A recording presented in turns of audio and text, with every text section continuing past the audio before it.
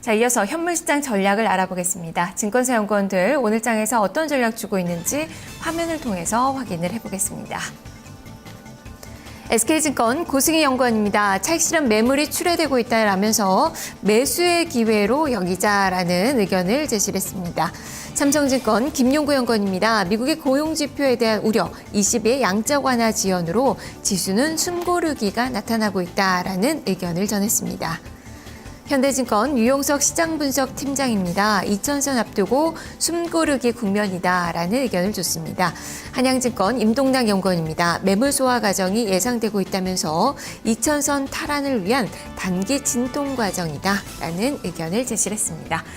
전체적으로 마찬가지입니다. 지금 2000선 부근에서 여전히 좀 진동 과정을 겪고 있는데요. 오늘은 좀 숨고르기 장세가 펼쳐지고 있다는데 포커스를 맞춰서 의견들을 각 증권사에서 주고 있습니다. 자, 이 중에서 SK증권 고승희 연구원과 함께 자세히 짚어보도록 하겠습니다. 자, 연구원님 안녕하세요. 네, 안녕하세요. 네. 자, 오늘 시장 좀 쉬어가는 장세입니다. 낙폭이 또 크지도 않고요. 조금은 좀 지루한 그 모습이 나타나고 있는 주말장인데요. 자, 오늘 시장 전망 어떻게 하고 계십니까? 네, 우선 지수가 전일 2000포인트 돌파를 시도했다가 투신권에 이제 차익 실현 매물이 출회가 되면서 조금은 이제 시장이 약보합 국면에서 등락을 거듭하고 있는 모습인데요. 저는 지금 현재 시장을 놓고 봤을 때는 뭐 이런저런 부담들이 있지만 중요한 거는 새로운 악재가 지금 나오지 않았다, 새로운 악재가 없다라는 점에서 조정이 나타날 경우, 차익 실현 매물로 인한 조정이 나타날 경우에는 매수 기회로 활용을 하는 게 바람직하지 않나라고 생각을 하고 있고요. 업종 측면에서는 여전히 선진국 경기에 민감한 IT, 경기 소비재와 같은 소비재 업종에 대한 비중 확대가 필요하다라고 생각하고 있습니다. 네, 무엇보다 이제 관심 갖는 그 부분이 8일로 예정된 삼성전자의 잠정 실적 발표, 그 이후로 어닝 시즌이 이제 포문이 열리면서 이러한 부분들이 주가에 어떻게 영향을 좀 미칠까에 대한 관심이 많이 좀 모아지는 그 시기인데요. 사실상 경기 민감주들 실적 전망치가 지금 하향 조정되고 있는 그 상황입니다. 자, 그런 측면에서 본다면 이번 어닝 시즌이 좀 부정적인 그런 영향을 미칠까요? 어떻게 봐야 되겠습니까? 과거 어닝 시즌을 봤을 때 최근 한 1년 동안은 계속 지속적으로 어닝 쇼크가 나왔습니다.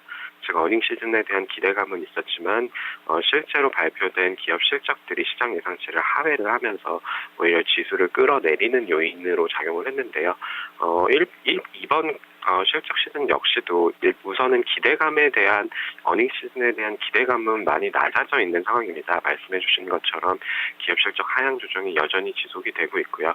이런 점에서 봤을 때는 오히려 조금 긍정적으로 봐야 될 부분은 실적이 예상치에 부합만 하더라도 오히려 이제 우리가 실적을 너무 우려하지 않았나라는 시장 참여자들의 생각이 나타나면서 오히려 지수의 상승 모멘텀으로 작용을 할 수 있다라고 생각을 하고 있고요.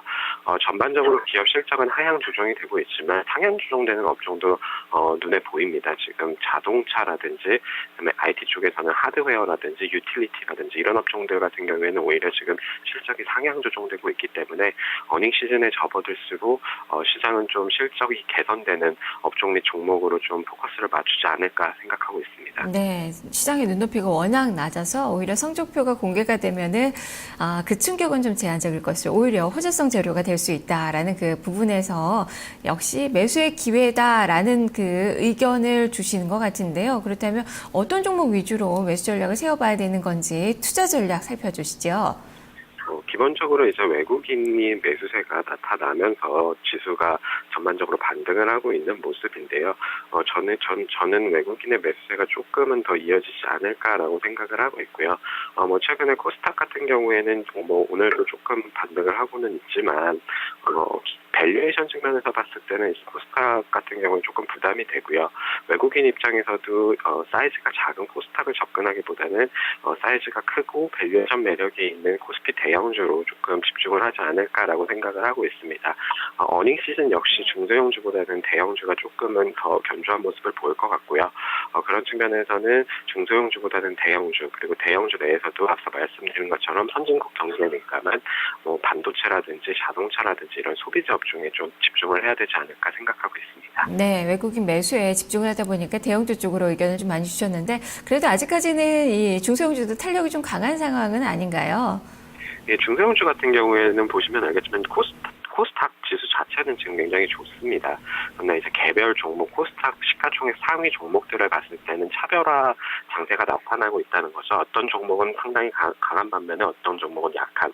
즉 그러니까 어떤 뭐 최근에 보면은 미디어라든지 엔터 쪽이 주가가 굉장히 좋은 걸로 나타나는데 이런 부분들 같은 경우에는 어떤 뭐 그 텐센트라든지 그리고 뭐 정부의 어떤 정책이라든지 어떤 그런 상승 모멘텀을 가지고 있는 업종 및 종목들만 가고 있는 그런 그림이기 때문에 그런 종목 위주로 집중을 하시는 게 바람직하다라고 생각을 하고 있고요. 그러나 중요한 점은 이들 같은 경우에는 아직까지 펀더멘털 개선은 확인은 되지 않았습니다. 기대감으로만 주가가 오르는 거기 때문에 지금 측면에서는 조금 보수적으로 봐야 되지 않을까. 주가는 추가적으로 상승을 하고 있지만 이게 추세적으로 위로 계속 올라가지는 않을 거다. 그렇게 추세적으로 가기 위해서는 실적이 확인이 돼야 되는데 아직까지는 좀 시간이 필요하지 않나라고 생각하고 있습니다. 네, 안전한 투자 전략을 제시해 주셨네요. 말씀 잘 들었습니다.